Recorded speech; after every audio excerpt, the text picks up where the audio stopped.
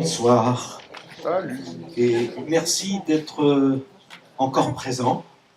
Alors je ne sais pas s'il y en a beaucoup qui ont fait la soirée 1, la soirée 2 et qui arrivent à la soirée 3, mais il y en a au moins quelques-uns. Donc déjà je les admire, au moins. Et je les remercie de nous avoir consacré 3 soirées de suite dans la semaine. La troisième, alors pensez à mettre vos portables en veille, évidemment.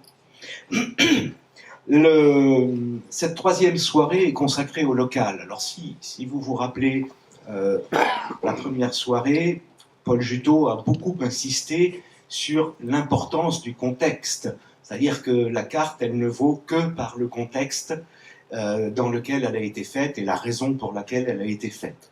Il n'y a pas de carte absolue.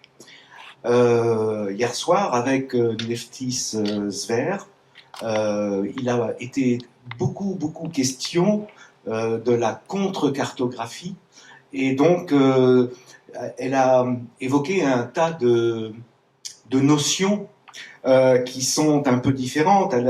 Elle a évoqué la carte sensible, elle a parlé des démarches participatives, de la carte sans fond de carte, et puis elle nous a dit surtout chacun peut faire sa carte. Ça, c'est l'introduction idéale pour la soirée de ce soir, puisque, vous savez qu'au niveau de l'université populaire, on est très attaché à la richesse du territoire, et donc cette soirée, elle est consacrée à la cartographie participative sur le territoire du sud de Sèvres. On a choisi 3 exemples qui vont vous être présentés ce soir. On aurait pu en choisir d'autres, ce ne sont pas les seuls. 3 exemples qui répondent chacun à une approche, à un portage différent. C'est-à-dire qu'on va recevoir 3 personnes, on reviendra sur les présentations après, mais Pierre est un citoyen, tout simplement. Béatrice est une élue d'une collectivité locale, de la ville de Melle, et Rémi travaille dans une association. Donc on a 3 niveaux de portage différents ce soir. Je vais vous expliquer comment se passe la soirée. Il y aura 2 temps dans cette soirée. On va rester 3 quarts d'heure, 1 heure dans cette pièce, avec la partie table ronde de la soirée. C'est-à-dire que chacun des intervenants aura à peu près 1 quart d'heure pour vous présenter ce qu'il fait, l'esprit. Cette première partie, en fait, on a demandé à nos 3 intervenants d'aborder surtout la question du pourquoi ils font ça et comment ils en sont arrivés à faire ça. Et puis quand on aura eu ces 3 parties-là, ces 3 interventions, on passera à la partie atelier. Et à ce moment-là, on passera dans la bibliothèque, dans la médiathèque, et on se répartira en groupes, 3 groupes a priori, parce qu'il va y avoir 3 stands, et les 3 groupes voyageront pendant 1 quart d'heure, 20 minutes, on verra, d'un stand à l'autre. Et là, on va être dans la théorie, dans l'explication, et tout à l'heure, de l'autre côté, on sera dans le concret. Et c'est quand on sera dans le concret que vous pourrez, alors je ne vais pas dire manipuler, mais vous pourrez voir comment ça fonctionne, et que vous pourrez poser toutes vos questions. Alors, on va peut-être pas faire beaucoup de questions dans cette première partie, mais gardez-les en mémoire, parce qu'en deuxième partie, c'est là où il faut qu'on discute ensemble. Ça vous convient ? Personne dit non, hein. J'ai de la chance, hein. J'ai de la chance. On va commencer cette soirée avec Pierre Viala. Alors Pierre Viala, il se présente comme explorateur de la Venise verte. C'est un mot qui nous a fait un peu interpeller, explorateur. Pierre va vous expliquer ce qu'il fait, et ensemble, pendant 1 quart d'heure, on va aller faire un petit tour dans le Marais Poitevin. On va prendre l'air pour commencer. Ton micro est là, voilà. Eh bien, moi, je n'ai rien de plus à dire, si ça vous va.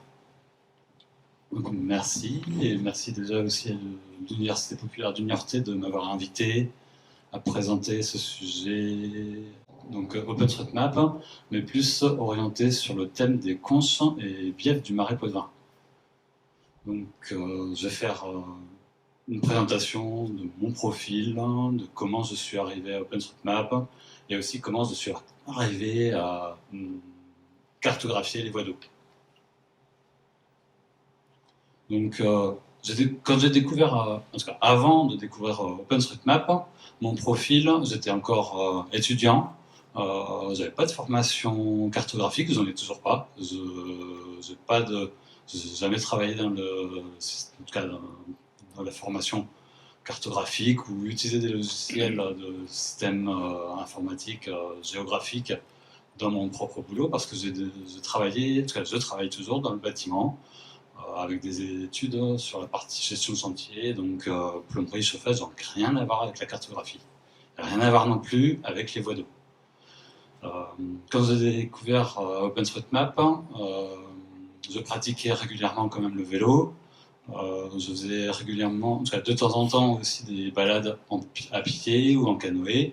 Et pour préparer ces balades, j'utilisais les flyers qu'on pouvait trouver dans les offices de tourisme, les collectivités, où Géoportail existait déjà, je pense, dans les années 2005. En tout cas, voilà, ça arrivait tout juste.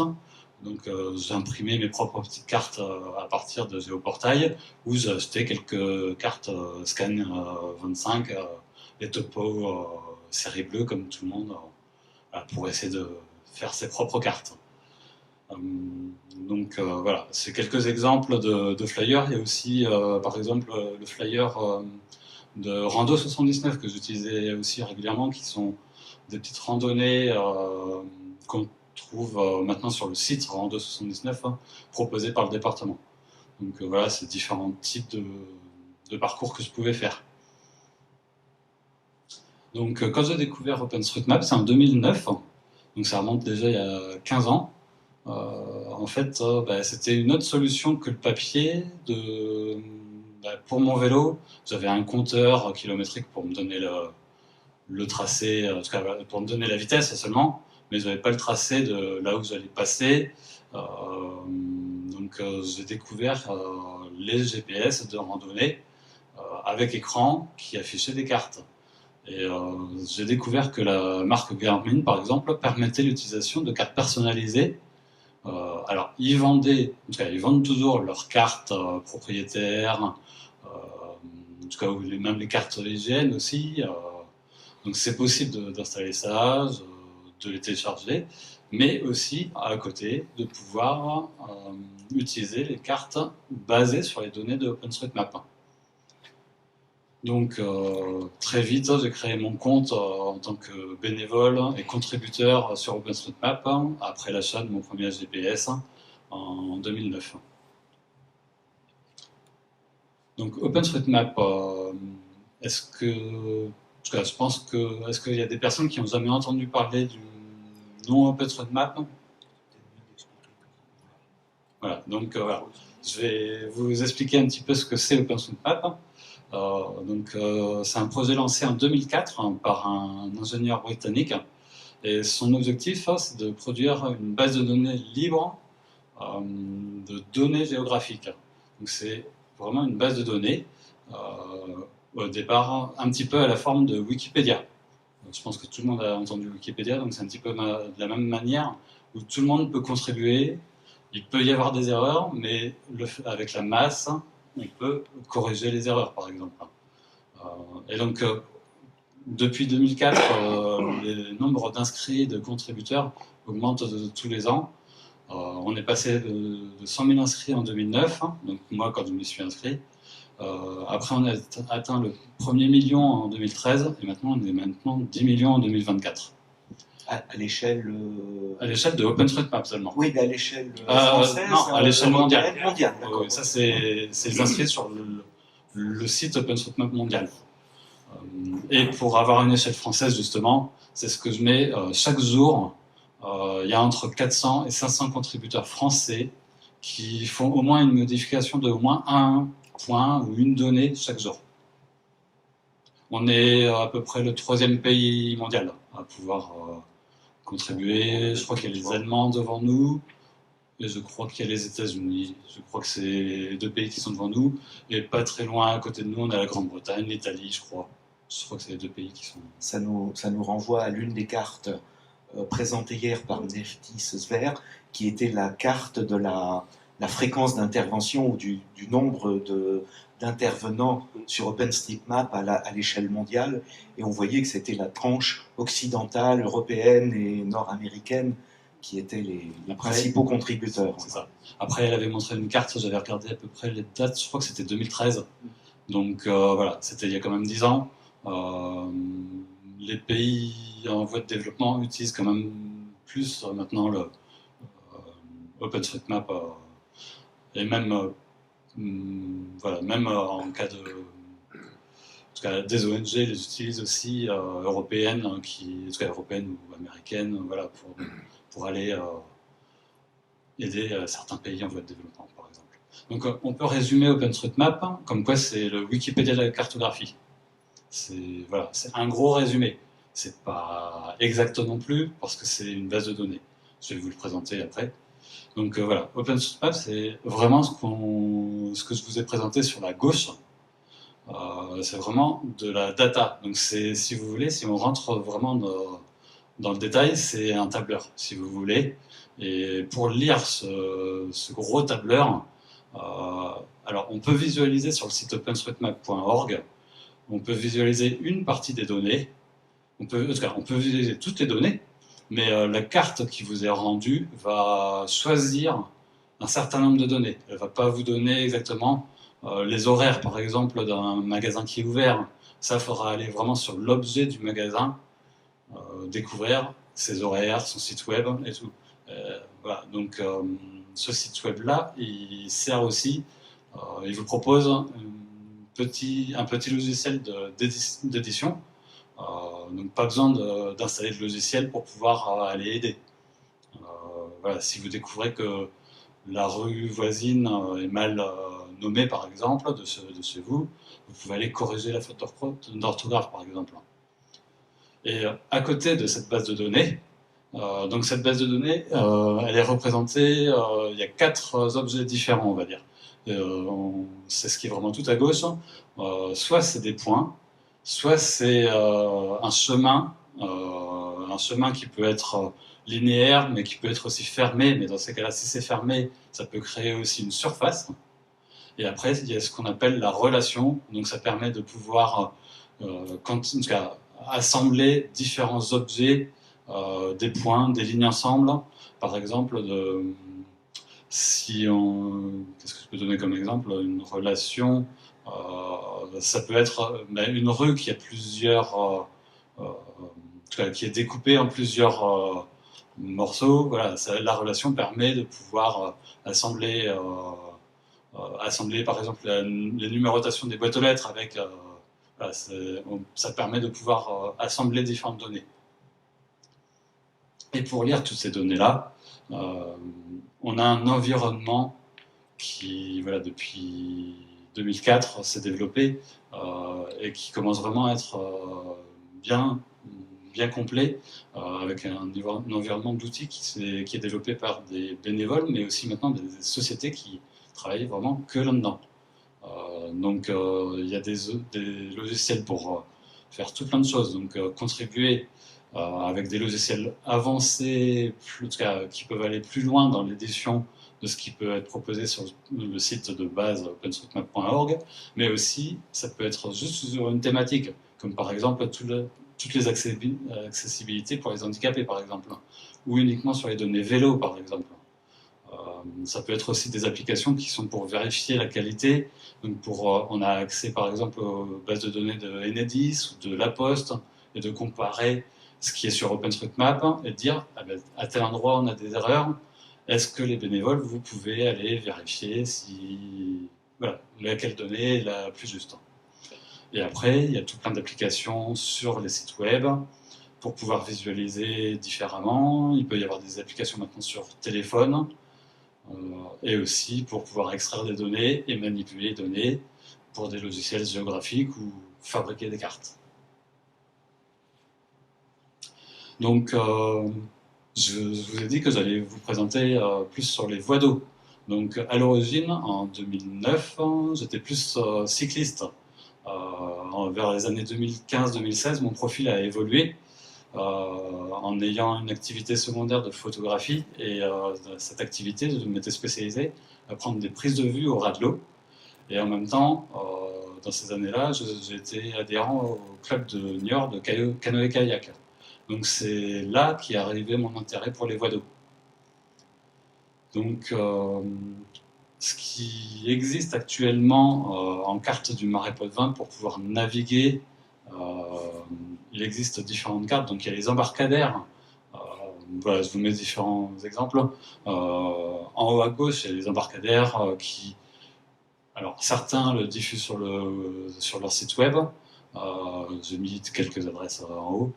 Où vous fournissent ces cartes-là quand vous allez louer une barque, un canoë ou autre, et vous proposent même des parcours, mais ça, ils le disent quand vous allez louer leur matériel. Éventuellement, il y a tous les offices de tourisme du Marais Poitevin qui proposent une carte nautique qui a été éditée par le parc depuis les années 2000 à peu près, et on en est maintenant à la 3e version. Et c'est une carte qui est vraiment assez précise parce qu'en fait le parc a fait une numérotation des voies d'eau. Les voies d'eau ont un nom, mais à chaque croisement, en tout cas, sur une partie, sur 300 km de voies d'eau à peu près, sur les voies d'eau principales, ils ont numéroté ces voies d'eau. Donc ils ont répertorié ça sur leur carte nautique du Marais Poitevin qu'on peut acheter en office de tourisme ou sur quelques sites sur le web par exemple. Il existe par exemple des éditions de cartes fluviales. Alors moi j'ai mis l'exemple du Braille, mais il y en a une deuxième aussi, éventuellement je pourrais vous montrer, je l'ai dans les ateliers. Mais elles, les cartes fluviales, c'est plus orienté vraiment pour la navigation en bateau à moteur. Donc c'est plus orienté sur la partie Sèvres-Niortaise navigable, de Port-Boineau jusqu'à Maran, et pas vraiment, ça va reprendre les données de la base de données IGN, qu'on retrouve aussi sur la carte des offices de tourisme, mais sans les numérotations. On va juste, voilà, elles sont moins précises. Et sinon, par exemple, il y a des beaux exemples aussi de cartes nautiques, en tout cas avec les données de voies d'eau, avec l'Atlas du Marais Poitevin qui ont édité ça en 2015, avec des cartes, voilà, ils ont 60 pages de cartes illustrées, mais après là c'est plus des sortes de statistiques, mais commentées. Mais voilà, c'est assez intéressant, voilà, comme données aussi, voilà, pour pouvoir naviguer, pas spécialement, mais c'est beau. Je suppose que si tu ensuite es arrivé à faire tes propres cartes, c'est parce qu'il te manquait des choses en fait. Oui, voilà, en effet, c'est ça. Ces cartes-là, pour pouvoir aller moi naviguer en kayak, je les trouvais. Chacun avait leurs avantages, mais je trouvais. Voilà, il manquait quelques données à chaque fois. Donc c'est là qui m'est arrivé l'idée. J'avais déjà. Étant déjà contributeur OpenStreetMap, je me suis dit, OpenStreetMap, on peut rajouter des données de voies d'eau sur OpenStreetMap. Donc je vous donne différents exemples de données qu'on peut rajouter. Donc en haut à droite, vous voyez tous les points, les points numérotés qu'on trouve au croisement des voies d'eau. Donc ça, c'est ce qu'a mis en place le parc du Marais Poitevin sur environ 300 km de voies d'eau. Et les 300 km, c'est très peu par rapport à l'ensemble des voies d'eau que comporte le Marais Poitevin. Je vous ai mis le Marais Poitevin à trois types de réseaux. Il y a le réseau primaire qui est en gros la Sèvre navigable et quelques autres voies d'eau principales voilà, c'est les grandes rigoles de la Garette par exemple. Après, c'est complété par des voies d'eau secondaires. Donc ça, c'est toutes les voies d'eau qu'on navigue en marais, en barque par les embarcadères. Et après, le réseau tertiaire, ça, c'est les fossés qu'on traverse souvent, qu'on peut traverser en sautant par-dessus, voilà. Mais c'est pas navigable, ces fossés-là. Donc si on répertorie à peu près tout ça, le parc estime environ à 8000 km de voies d'eau. Et donc, ce qu'on peut rentrer comme données sur OpenStreetMap. On peut leur mettre, par exemple, en bas, vous avez les clapets, c'est ce qu'on appelle des petits barrages qui permettent d'avoir des niveaux d'eau différents. On peut aussi renseigner les ponts qui traversent par-dessus les voies d'eau. On voit régulièrement, en tout cas, on le voit aussi avec mon kayak qui est là et là-bas. On a aussi des sortes de passes à barque que j'utilise aussi en kayak aussi, mais elles sont appelées des passes à barque. Il y a aussi les écluses qu'on peut voir là au milieu en bas. Voilà, c'est différentes données qu'on peut renseigner. Je donne aussi comme exemple les échelles de niveau d'eau qu'on voit aussi en bas, en tout cas au bord de l'écluse par exemple, où il y a aussi des passes à poissons. On aperçoit une passe à anguille le long de la passe à barque par exemple. Et ça, c'est une liste non exhaustive. Ça peut aller quasiment à l'infini. Alors, je suppose que toi, tu arrives avec ton petit canoë, là, et puis tu dis, ah, tiens, une échelle de hauteur d'eau, tu sors ton téléphone, alors, tu fais gaffe à pas le faire tomber à l'eau, et là, tu cliques, et tu dis, sur OpenStreetMap, là, il y a une échelle de données. C'est comme ça ? Maintenant, entre guillemets, oui, je le fais, justement, j'en viens. Voilà, c'est une très bonne voilà. Pour la suite. Donc, comment moi je relève, par exemple, j'ai gardé un relevé de ce que j'avais fait en 2017. Donc, moi j'avais imprimé le fond de carte qui était déjà sur OpenStreetMap. Alors, à l'époque, avant 2017, pour pouvoir avoir des données avant de naviguer dans le Marais Poitevin, on utilise toujours des données un petit peu externes, en tout cas toujours. Pas systématiquement, mais par exemple pour les voies d'eau, pour contribuer en majorité en France, on a utilisé les données du cadastre par exemple. Mais le cadastre est presque trop complet. Il a été relevé dans peut-être, en tout cas, avec des voies d'eau qui étaient peut-être navigables dans les années 80-90, mais moi je les ai jamais connues navigables par exemple, ou des fossés qui n'existent plus non plus. Donc voilà, je m'étais imprimé le fond de carte qu'on voyait sur le site openstreetmap.org et je faisais mes annotations au fur et à mesure que je naviguais. Je m'étais fait une petite légende avec des passerelles, des ponts, en tout cas des passerelles pour les piétons, des ponts routiers. Il y avait des barrières aussi pour les vaches, des enclos pour les vaches aussi. Après, toutes les numérotations des croisements, savoir à quel endroit sur le croisement ces points ils sont situés aussi. Les buses, parce que oui, il n'y a pas que des passerelles, il y a aussi des buses. Voilà, il y a tout ça, voilà, je l'avais noté sur des petites feuilles. Bon, je n'ai pas fait sur l'ensemble du Marais Poitevin. Je l'ai fait sur le domaine entre Coulon et la Garette, aussi précisément, qui est le domaine quasiment très fréquenté.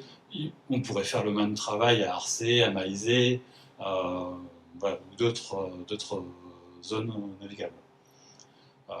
Maintenant, en majorité, j'utilise justement mon téléphone. Il y a une application comme OSMand qui a une extension note, par exemple, et du coup, quand je me balade, je peux prendre directement une photo ou une note audio et je me dis, il y a ça à modifier, mais par contre, je le modifie rarement depuis le téléphone. Je préfère, moi, utiliser mon logiciel avancé et me poser une fois rentré à la maison.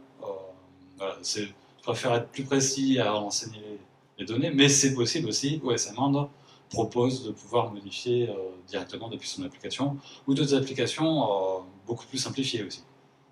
Et il y a dans un futur proche, et même qui est actuellement en test depuis quelques mois, il y a une application, il y a un site qui était développé en collaboration avec l'IGN et OpenStreetMap qui s'appelle Panoramax, qui est un équivalent de Street View, mais en libre, et on est différents petits contributeurs. Je me suis acheté une petite caméra à 360 degrés. Dans la salle, je vois un autre qui a aussi sa caméra à 360 degrés, qui contribue aussi sur Niort. Et voilà. Alors, on avait d'autres sites que Panoramax. Il y avait Mapillary, par exemple, sur lequel on mettait nos vues géolocalisées. Et en fait, ces vues-là, de les partager, c'est du coup, nous, peut-être que quand on se balade, on repère certaines données, mais au moins, il y a peut-être d'autres Niortais qui, sans aller se balader sur le terrain, peuvent aller utiliser nos relevés terrain. Voilà, c'était ma question suivante. Donc, tu récupères toutes ces infos, mais après, t'en fais quoi? Tu produis autre chose avec? Alors, merci. Là, on va arriver, voilà. On a répété pendant 15 jours. Merci pour la transition, oui. Donc là, après, du coup, pour utiliser ces données, il y a différents sites web, en tout cas, sites web ou applications qui peuvent extraire ces données-là. Donc, je vous donne différents sites. Donc, il y a par exemple brouter.de. Donc, c'est un site allemand, mais qui a quand même une interface française. On peut lui demander de faire ce que j'appelle du routage, donc suivre les voies d'eau. Alors, il peut suivre les chemins, mais lui, il peut aussi suivre les voies d'eau. Donc maintenant qu'on a très bien renseigné les voies d'eau du Marais Poitevin, on peut lui dire de passer par tel endroit, et du coup, on peut ressortir avec ce site-là une trace GPS pour pouvoir aller après naviguer. Il y a le site, par exemple, Mapperway Map, qui lui va nous colorier, par exemple, chaque voie d'eau qui a un nom différent. Donc voilà, ça permet de pouvoir visuellement repérer ça. Je te propose de ne pas tous les détailler, il faut que tu en voilà. gardes un petit peu pour l'atelier. Voilà, oui, c'est vrai que je vais un petit peu loin, on pourra me poser des questions après à l'atelier. Et merci d'avoir écouté. Et donc, je vous invite, voilà, pour pouvoir en savoir plus, je vous parlais de openstreetmap.org. Ça, c'est le site pour visualiser, contribuer. Mais pour pouvoir avoir des sortes de petits tutoriels, de pouvoir utiliser, contribuer, c'est sur le site de openstreetmap.fr. Il y a des petits tutoriels de l'association ECM France, sur la communauté française. Voilà, vous pouvez nous retrouver là-dessus. Et ensuite, là, ce que je vois sur cette diapo, c'est que derrière, tu as des utilisations, ou du moins, ça t'aide à compléter des sites personnels. C'est ça. Et ça, tu nous le présenteras dans l'atelier, parce que c'est intéressant. Le fond de carte, là, que vous voyez, c'est des données extraites de la base de données OpenStreetMap que j'ai améliorée et qu'on peut voir sur le site, par exemple, que je suis en train de développer, qui s'appelle carteconge.fr. Donc, merci Pierre. Pierre Viala, donc. Parce que je n'avais pas dû dire ton nom au début, c'était marqué, mais je ne suis pas sûr. Ce qui nous intéressait avec Pierre, c'est comment le citoyen s'empare-t-il de la carte. Avec Béatrice Courtin, ce qui nous intéresse, c'est comment les citoyens s'emparent-ils de la carte. Béatrice Courtin, elle est adjointe à la vie citoyenne de la ville de Melle. Et là-bas, ils ont fait un truc, on va rentrer dans la poésie, puisqu'on va parler de la carte d'amour. Alors évidemment, on va changer complètement on va totalement changer, j'enlève tout mon matériel, voilà. Hop, il y a assez de fils, ça suit. Ça va pour toi, là, comme ça? C'est bien. Donc, la carte d'amour, qui est ce que hier soir Neftis Sver appelait la carte sans fond de plan. Et là, tu vas nous raconter. Oui. Merci Philippe. Bonsoir à toutes et tous. Donc, je suis Béatrice Courtin, effectivement, adjointe à vie citoyenne à la ville de Melle. Et bien déjà, bravo aussi à Pierre, parce que c'était intéressant. Nous avons quelques rivières à Melle. Je ne sais pas si elles sont navigables. La Béronne, je ne crois pas.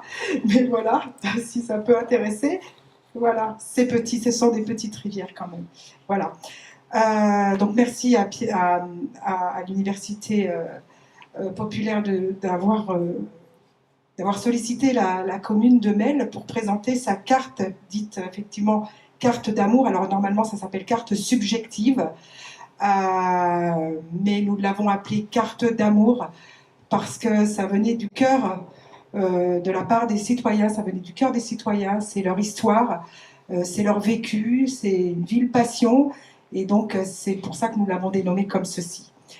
Alors, en fait, moi, je vais faire la genèse de cette carte. Et puis, sur vraiment la façon dont on l'a élaborée, ce sera plutôt à l'atelier tout à l'heure. Hein. Et tout à l'heure, vous aurez une carte grand format. Vous pourrez voir des tas de choses que vous ne verrez pas ici. Voilà, mais là-bas, voilà, vous avez un truc de un mètres, kakémono qui est assez grand, voilà. et voilà, et puis il y a la carte ici également que je vous déplierai en fin de présentation. Donc il n'y a pas de petit schéma, tout ça comme Pierre, c'est plutôt un petit peu à lire. Clairement, juste pour replacer le contexte pour la création de cette carte, il faut savoir que Mel est une commune nouvelle, c'est une commune récente dans sa conception actuelle, puisqu'elle regroupe 5 communes que nous appelons communes déléguées, qui sont les communes de Mazières-sur-Béronne, Saint-Martin-les-Mels, Saint-Léger-de-la-Martinière, Pézé-le-Thor et Mel. Et cette commune, elle est nouvelle, puisqu'elle a débuté le 1er janvier 2019, donc elle n'a que 5 ans, donc c'est plutôt récent pour une commune, hein, puisque sinon Mel, même... on peut remonter très loin. Voilà. Et donc, ça, c'est la nouvelle commune. Elle a vécu un an avec une gouvernance avec environ 70 conseillers, puisque ça faisait la somme de tous les conseils municipaux.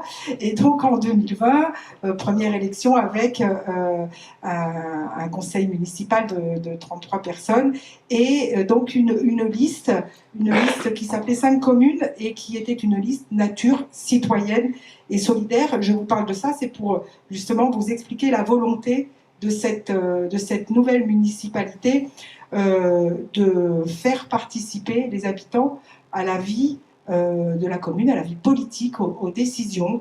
Et donc, depuis 2020, eh bien, nous essayons de faire participer les habitants dans tous les projets qu'on mène. Ça a commencé par la création des instances, évidemment, qui sont ouvertes aux habitants. Et puis, avec des instances de consultation, de concertation, de co-construction, que nous avons utilisées pour l'élaboration de cette carte. Voilà. Et en parallèle, nous avons beaucoup de projets à Mel. Je vous en parle parce que ça a une incidence avec la carte.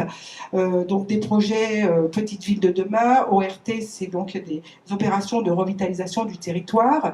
Un projet d'étude globale de revitalisation.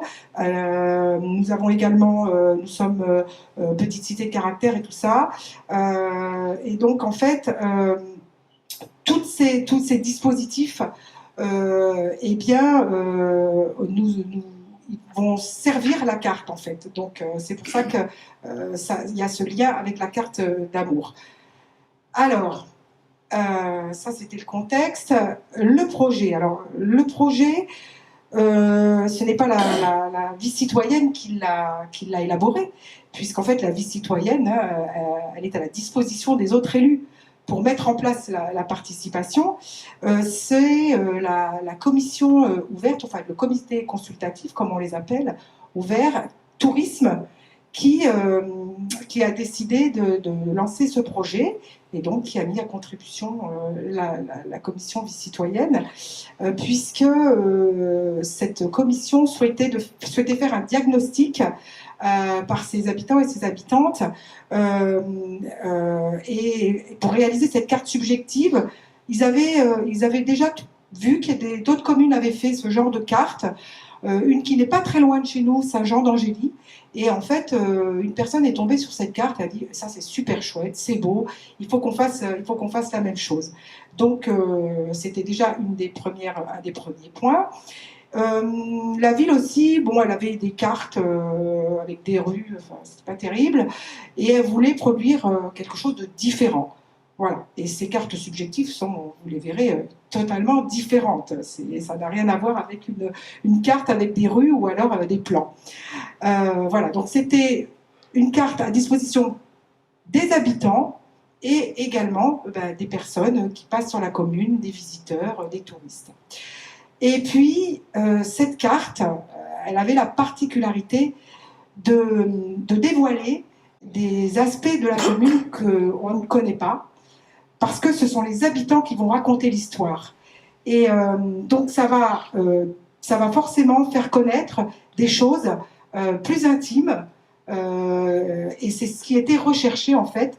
Les habitants expliquent l'histoire, expliquent ce qu'ils ont vécu, expliquent ce qu'ils font, et c'est par ce biais-là, par la concertation, que nous avons pu recueillir tout ceci. Donc en fait, comme je vous l'ai indiqué, ça permet de donner, enfin, de faire connaître des aspects connus de la ville, le patrimoine bâti, le patrimoine végétal, etc.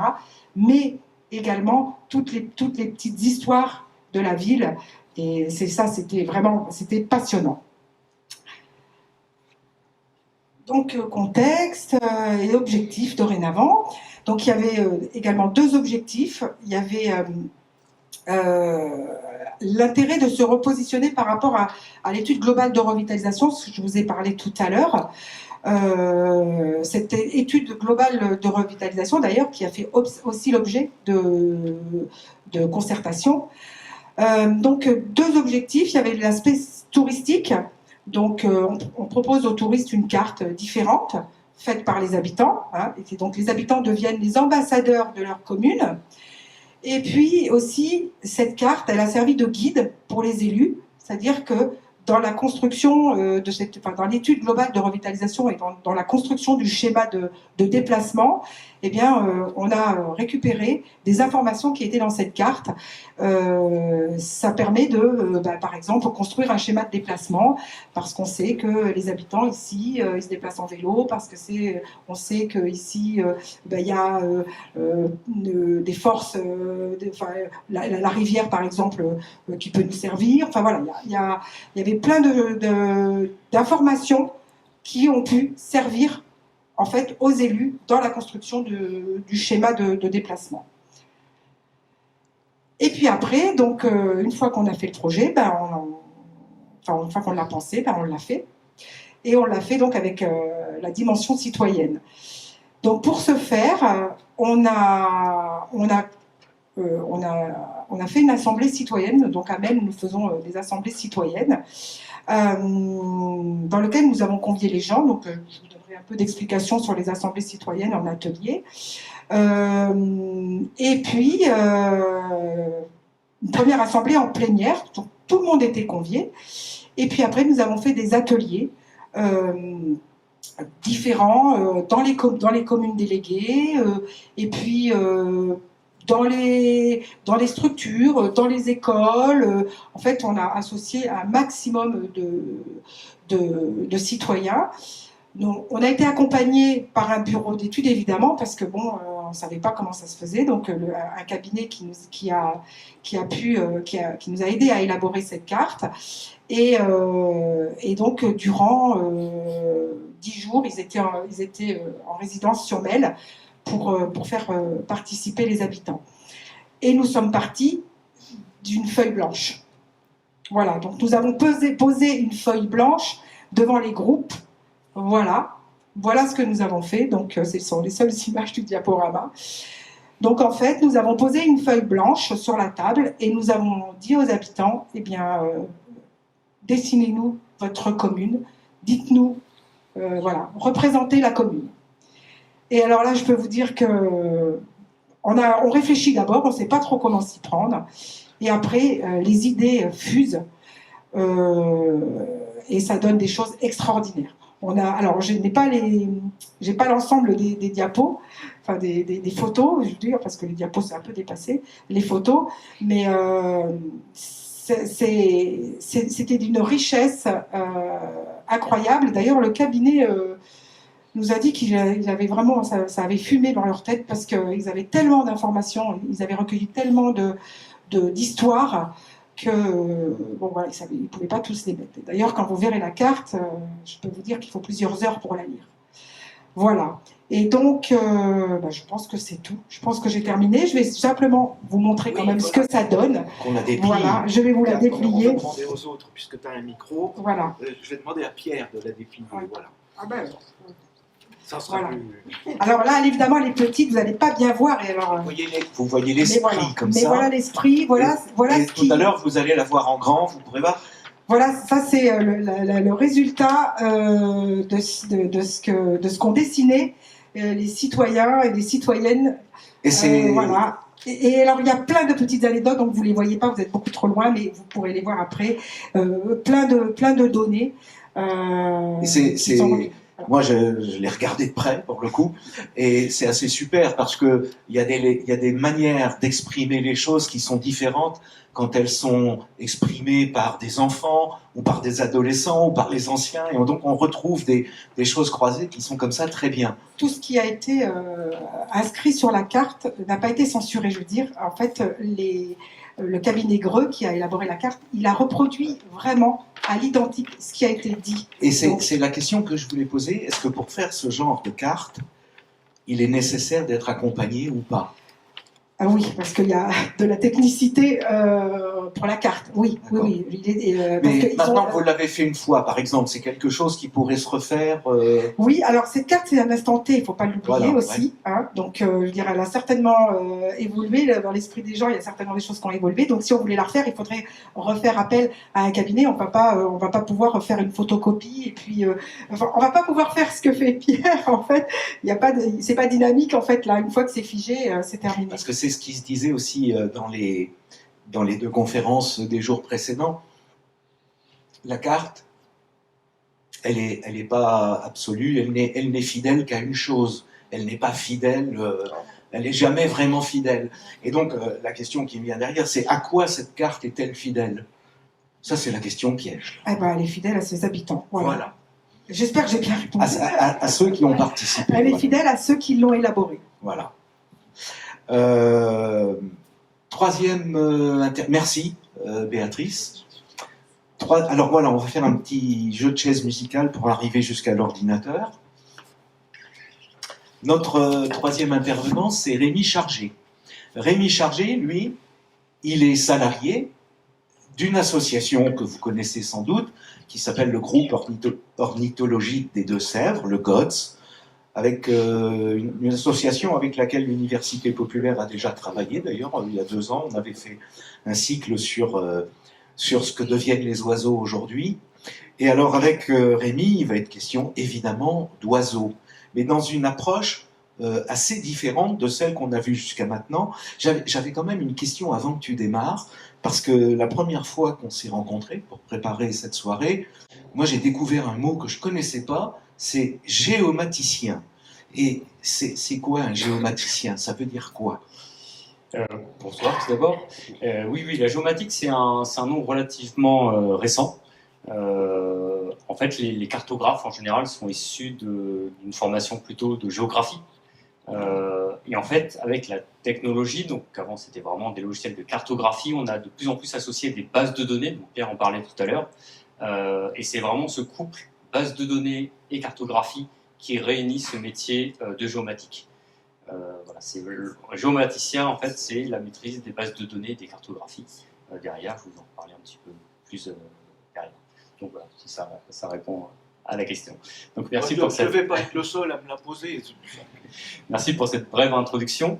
Donc en effet, je travaille pour le groupe ornithologique des Deux-Sèvres, qui est donc une association de protection de la nature et de l'environnement en Deux-Sèvres, qui travaille forcément, vu son nom, sur les oiseaux sauvages principalement. Et donc là, ce soir, je vais vous prendre 2 exemples de supports de cartographie qu'on utilise quasiment au quotidien au sein du groupe Ornitho. Et c'est vrai que quand on pense à une association de protection de la nature, on ne pense pas tout de suite à la cartographie. Voilà, ce n'est pas le premier aspect que l'on voit. Et pourtant, c'est vraiment un outil qui est indispensable maintenant dans les associations de protection de la nature, quasiment. C'est une compétence qui est requise pour les salariés. Donc je vais essayer de vous présenter deux aspects de cartographie assez différentes. Vous allez voir, il y a quand même un lien, un petit fil conducteur entre les deux. Le premier, c'est une aide aux salariés et aux bénévoles de l'association pour aider à la protection des nids de busards. Alors, si tout le monde ne sait pas ce que c'est un busard, c'est un rapace. On a 3 espèces reproductrices en Deux-Sèvres, le busard cendré, le busard Saint-Martin et le busard des roseaux. Et ces 3 rapaces ont la fâcheuse tendance à nicher dans des champs de céréales, principalement de blé, parfois d'orge. Et avec le dérèglement climatique, les moissons se font de plus en plus en avance, et malheureusement, les poussins ont de moins en moins de temps pour s'envoler et s'échapper des cultures. Donc, pour faire clair, de plus en plus de poussins passent dans les moissonneuses. Et donc, depuis plus de 20 ans maintenant, tout un réseau de bénévoles font un travail incroyable sur le terrain pour essayer de sauver cette espèce. Sachant que, par exemple, pour le busard cendré, on a une des plus grosses populations en France. Donc, il y a vraiment un enjeu très important pour cette espèce en Deux-Sèvres. Et donc, on a développé depuis quelques années maintenant une carte dynamique pour aider à la protection de cette espèce. Donc là, on est vraiment sur l'aspect protection. Et après, je vous donne un autre exemple sur l'aspect plus connaissance. Donc, je vous montre tout de suite à quoi ça peut ressembler. Donc là, vous avez une carte. Donc, vous voyez en arrière-plan un fond de carte. On en parlait tout à l'heure aussi. Et en fait, cette carte dynamique, c'est-à-dire que c'est une carte en temps réel qui affiche les données en temps réel de chaque bénévole ou salarié. Je vais maintenant parler de busardier, c'est une terminologie interne, donc qui suivent et observent les busards. Et cet outil va permettre en fait à tout à chacun, donc ça rejoint un peu ce que disait Pierre tout à l'heure, de pouvoir noter ses observations de busards dans les secteurs étudiés. Donc il y a 3 grandes principales zones étudiées en Deux-Sèvres pour les busards, le Niortais, les Lois et le Corset, pour faire un peu simple. Et du coup, chacun utilise le même outil maintenant sur tous ces secteurs, permettent donc de renseigner ses observations, et surtout, l'idée, c'est d'essayer de retrouver les nids. Et ça, c'est une grande difficulté, parce que vous imaginez, notamment à la plaine de Niort, des hectares et des hectares de céréales, et donc ça demande beaucoup d'heures d'observation pour essayer de voir des observations déjà des busards adultes, et ensuite des comportements de reproduction, qui vont ensuite donner des indices aux busardiers pour savoir dans quelle parcelle niche tel et tel individu, pour trouver les. Et après, on envoie, maintenant on est de plus en plus technophile, donc maintenant on envoie des drones pour localiser précisément le nid, donc on obtient des coordonnées GPS pour avoir les coordonnées précises de ce nid, pour pouvoir d'une part informer l'agriculteur qu'il a du coup le nid d'une espèce protégée dans sa parcelle, donc il pourra être vigilant. Et nous, ça va aussi nous permettre en temps réel de voir ce que le voisin a fait et de ne pas doubler en fait les observations, parce que comme je vous l'ai dit, ça prend beaucoup de temps. Donc c'est finalement l'outil cartographique là va nous aider à être très efficace sur le terrain et à renseigner. Voilà, on va savoir qu'un bénévole est passé tel matin dans telle parcelle, donc il a déjà observé soit des couples, soit des nids. Donc ça ne sert à rien d'y aller à notre tour. On peut se concentrer sur notre zone. Ou à l'inverse, une zone où des busards ont été observés en vol, mais rien de plus. Donc là, c'est intéressant d'y passer plus de temps pour essayer de trouver ces indices de reproduction. Donc là, vous avez un petit exemple. Donc ça date de la fin de la saison de l'année dernière. Donc les petits pictogrammes, vous avez deux petits pictogrammes sur la droite en bleu qui représentent des petits trophées. Donc ça, comme vous en doutez, ça veut dire que le nid, ça a été un succès. Donc les poussins ont réussi à s'envoler. Donc ça nous indique déjà que voilà, là, il n'y a plus grand-chose à refaire dans ce secteur-là. On a eu un succès. Et malheureusement, la croix au-dessus, c'est pour indiquer qu'il y a eu un échec.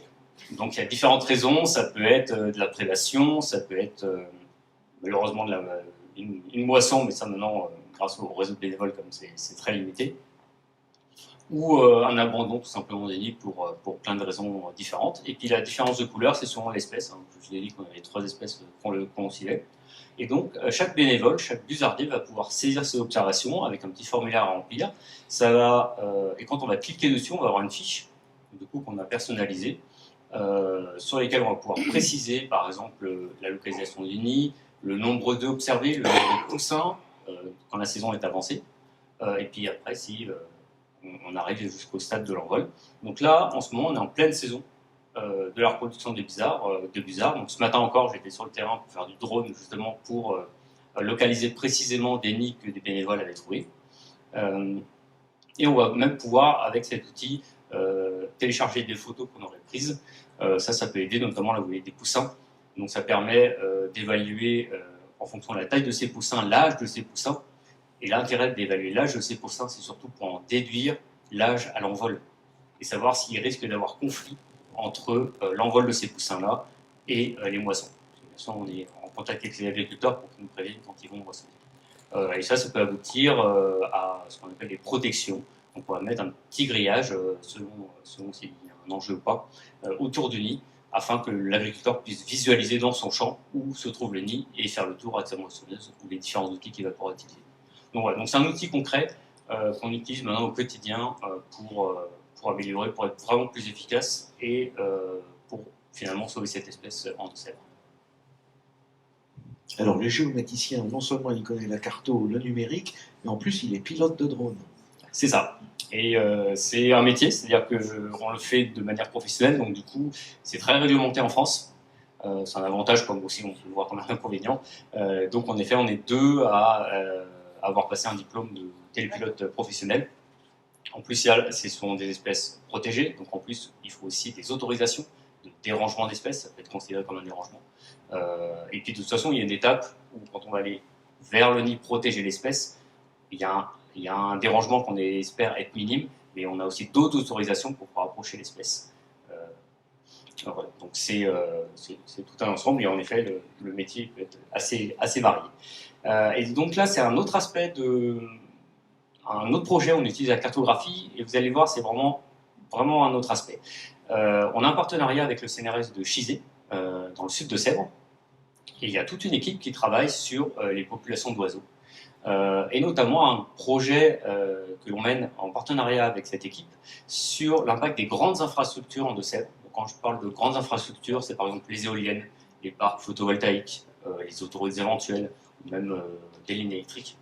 Et quels sont les impacts de ces infrastructures sur des populations d'avifaune de plaine, donc d'oiseaux des grandes plaines, on va dire patrimoniales des Deux-Sèvres. Donc vous allez avoir le busard cendré, l'outarde calpetière, le dictème créa pour ceux à qui ça parle. Et ce programme de recherche a permis en fait, d'équiper certains individus de balises GPS. Donc on leur met, je ne sais pas si vous arrivez à distinguer sur la photo de gauche, vous avez un busard cendré mâle avec un petit boîtier au-dessus du dos, juste derrière la tête. On lui installe comme un petit sac à dos. Alors c'est pareil, ça c'est très réglementé. Donc on a les autorisations pour faire cela, et le poids du GPS doit être minime pour ne pas impacter la santé de l'individu. C'est quand même le plus important. Et une fois que ce petit sac à dos est posé, il envoie des données GPS, comme votre GPS de voiture ou celui de votre smartphone, que nous on récupère et qu'on va pouvoir mettre sur une carte. C'est là que la partie cartographie intervient. C'est ce que je vous ai projeté dans un premier temps, donc là sans fond de carte. Qu'est-ce qu'il y a derrière cette donnée ? Déjà, il y a une localisation GPS, on a la latitude, longitude, donc on peut le mettre sur une carte. C'est tous les petits points que vous voyez, et puis en plus on a une information forcément sur la date et l'heure de la collecte de données. C'est ce que je vous ai mis en étiquette, l'heure. Et donc là, qu'est-ce qu'on observe ? En fait, on s'aperçoit qu'il y a un nuage de points vers le sud, je pense que vous le voyez, il y a un petit agglomérat de points, donc a priori ce busard mâle passe un peu de temps dans le sud, et puis on voit un peu légèrement, mais beaucoup plus petit, un autre amas de points dans le nord. Voilà. Donc globalement, ça s'arrête là, puis après, il y a des points épars entre ces deux nuages de points. Et la question, c'est de savoir, d'arriver à comprendre qu'est-ce qui se passe, qu'est-ce que ce busard fait, et de mieux comprendre le comportement de cet oiseau.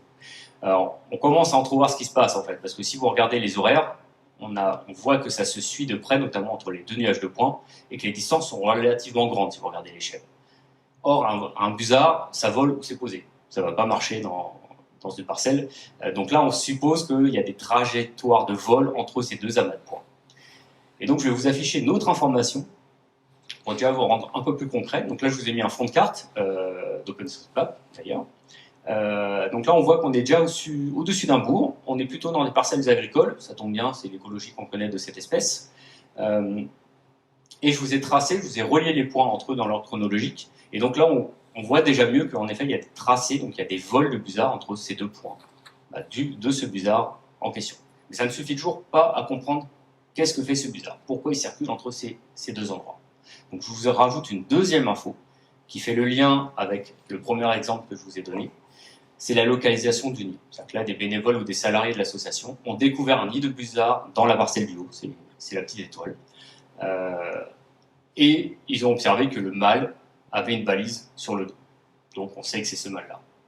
Donc là, on commence déjà mieux à comprendre. Cet individu fait des allers-retours entre son nid et un autre endroit vers le sud. Mais il manque encore une information pour bien comprendre ce qui se passe. La dernière information que je vous donne, c'est ce qu'on appelle l'assolement. Donc en gros, la culture de des parcelles. Donc ça, c'est un échantillon, bien sûr. Tout ce qui est en jaune, c'est du blé. Alors ça tombe bien, on retrouve que le nid de busard est dans un blé, je vous l'avais dit en introduction, hein, c'est l'écologie de l'espèce en Deux-Sèvres en tout cas. Et ce qui est plus intéressant, c'est ce qui se passe au sud. Et vous voyez que, en fait, il va voler et il va passer du temps dans cette petite parcelle en vert, qui est de la luzerne. Donc, pour faire simple, on va dire que c'est une prairie. Et ces prairies sont riches en campagnols. C'est la proie favorite des busards cendrés. Et maintenant, si vous regardez à nouveau la photo sur votre gauche, vous voyez peut-être qu'entre les pattes du busard, il y a un campagnol qui pendouille.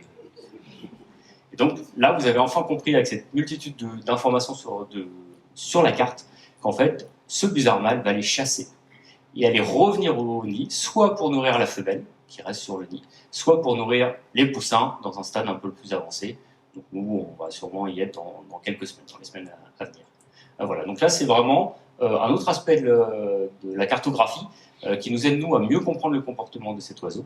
Et puis, bien sûr, comme je vous l'ai dit, on a l'étude avec le CNRS sur plus les infrastructures. Donc pareil, on va analyser ces données de balises GPS, mais également en altitude, pour savoir quand il y a un parc éolien, par exemple, est-ce que l'individu va l'éviter par la gauche, par la droite, par le dessus? Est-ce qu'il va essayer de passer entre les pylônes? Est-ce qu'il y a un risque de collision avec les pales de l'éolienne? Donc ça, c'est tout un programme de recherche scientifique qu'on mène avec le CNRS. Et puis bien sûr, d'autres aspects que je vous présenterai un peu plus lors de l'atelier, pour en garder un petit peu sous le nez. Merci. Quand on a préparé, enfin quand je suis allé découvrir ce travail, il y avait ce que tu viens de nous faire voir, et puis je me rappelle, j'ai posé une question, je fais le rapprochement avec la conférence d'hier soir, là encore. J'avais posé une question, j'ai dit, mais tu mets quoi comme fond de carte, comme fond de plan derrière? Et là, tu m'avais dit, en fait, on s'en fout. Enfin, tu ne me l'avais pas dit comme ça, mais tu m'avais dit, mais c'est pas grave, je mets ce que je veux derrière. En gros, ce qui compte, c'est les points. Après, le reste, c'est juste pour aider à visualiser, quoi. Mais avec les points, déjà, j'ai déjà pas mal d'infos. Alors là, tu nous as fait voir comment, en mettant différentes couches différentes de fonds de plan, enfin, ou d'informations, tu arrives à résoudre l'énigme. Mais ça j'ai trouvé ça intéressant aussi par rapport à ce qui se disait hier soir, c'est-à-dire que, ou par rapport aux démarches numériques, c'est-à-dire que on aurait pu mettre un fonds IGN, un fonds OpenStreetMap, un fonds autre chose, si ça existe, parce que je ne connais pas trop la chose, voilà. Et donc ça, j'ai trouvé ça assez intéressant dans cette approche-là de ce qu'on recherchait, nous, comment il y a des cartes participatives. Là, le côté participatif, c'est les points, quoi. Alors, surtout dans le premier exemple, hein, entendons-nous. Il est 9h30. On peut se prendre, par rapport au timing qu'on a prévu, on peut se prendre 10 minutes, 5-10 minutes pour poser quelques questions. On a le droit. Parce que je n'avais pas prévu qu'il y ait des questions, mais là on peut. Avant d'aller dans les ateliers, où vous découvrirez plein de choses. Alors, dans les ateliers, ce qu'on vous demandera, c'est de vous répartir par petits groupes de 10-15. On ne va pas compter combien vous êtes. Et puis chaque groupe ira à un atelier, puis après on tournera. Au bout d'un quart d'heure, vous passerez à l'atelier suivant, et l'autre groupe décalera. Enfin, vous avez compris le principe. Par rapport aux 3 interventions, est-ce que vous avez une question, 2 questions, 3 questions? Alors, j'en ai une là, et j'ai un micro-baladeur. Mais écoutez, on va prendre ces 2... sinon, je ne sais pas si on l'a, le micro-baladeur. On l'a quelque part, Olivier? Mais sinon, peut-être, on n'est pas très nombreux, on n'a peut-être pas besoin d'un micro. Alors, on va prendre les 2 questions, hein, puisqu'il y en a 2, et après, on passera en atelier, à 3, pardon. Mademoiselle. C'est une question pour Rémi Chargé. Il faut parler fort. Est-ce qu'il n'y aurait pas moyen de croiser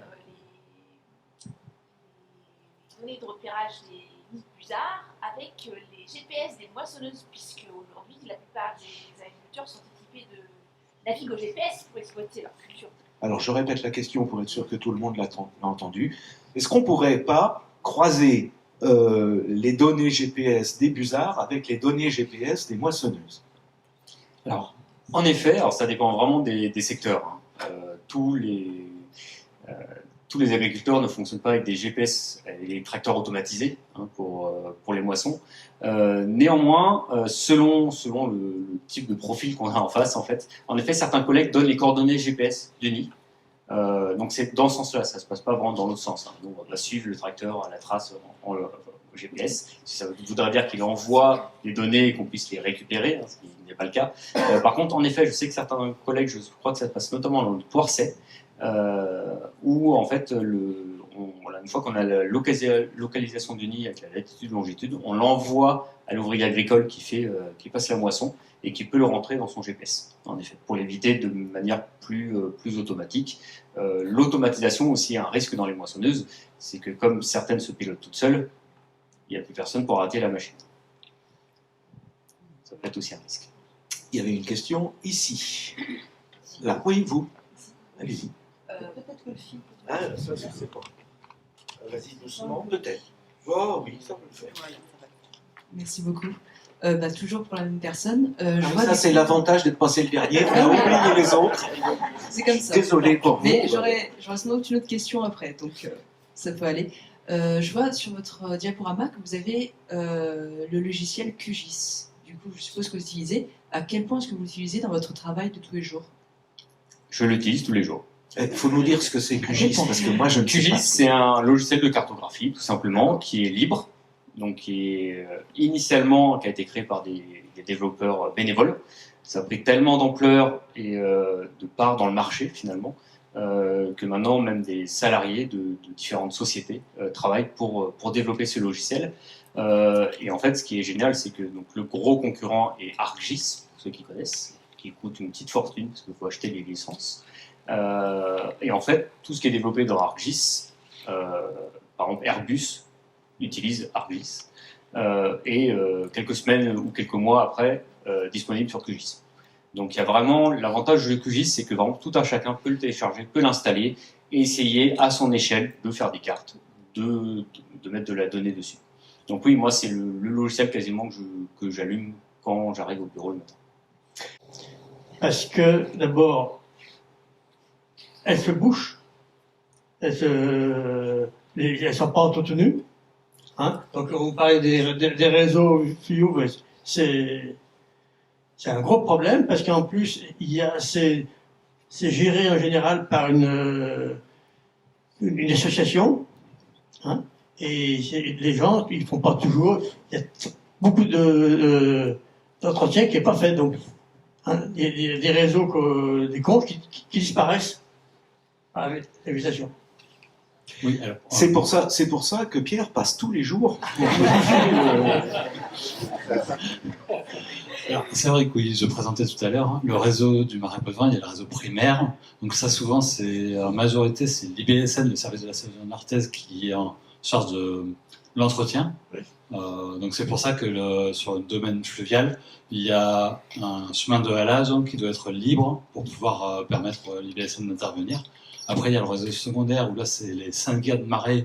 Donc il y en a un de Sèvres, il y en a un de Sèvres, il y en a un côté Autise, Vendée, je crois qu'il y en a, en tout cas voilà, il y en a plusieurs. Mais après, le réseau tertiaire, par contre, là, c'est les riverains des fossés qui doivent entretenir. Et que ce soit les syndicats de marais ou les fossés, c'est souvent un manque de moyens humains. Et les syndicats, c'est un manque de moyens financiers aussi. Voilà, donc, mais après, moi, sur mes cartes, justement, j'ai essayé d'enlever les fossés qui sont plus visibles. Bon, je suis pas allé naviguer dans chaque fossé. Là, j'ai utilisé des données qui nous sont fournies par l'IGN, en tout cas des vues aériennes. On va avoir bientôt des vues LIDAR aussi, par exemple, qui vont nous aider. Voilà, on a différentes données possibles. Alors, après, on fait en atelier. J'avais dit 3 questions. Je suis très. C'est mon côté militaire, ça. Fils de militaire. Mais vous allez pouvoir la poser, votre question. Mais on va passer de l'autre côté. On va aller sur les ateliers et vous poserez un maximum de questions, je l'espère. Je voudrais d'abord renouveler nos remerciements à la médiathèque qui nous a accueillis 3 soirs de suite avec des lieux, mais aussi avec du personnel. Et donc, merci Olivier, merci à Elsa, parce que c'est un investissement de leur part. Je voudrais aussi évidemment remercier nos 3 intervenants, Rémi Chargé pour le GODS, Béatrice Courtin pour la ville de Mel et Pierre Viala pour lui tout seul. Voilà. Renan.